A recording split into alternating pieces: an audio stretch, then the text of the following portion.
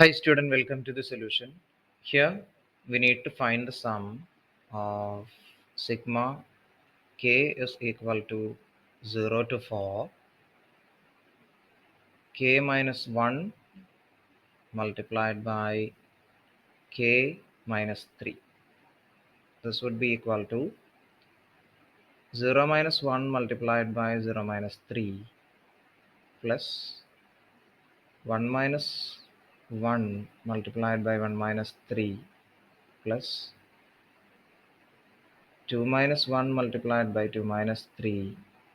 plus 3 minus 1 multiplied by 3 minus 3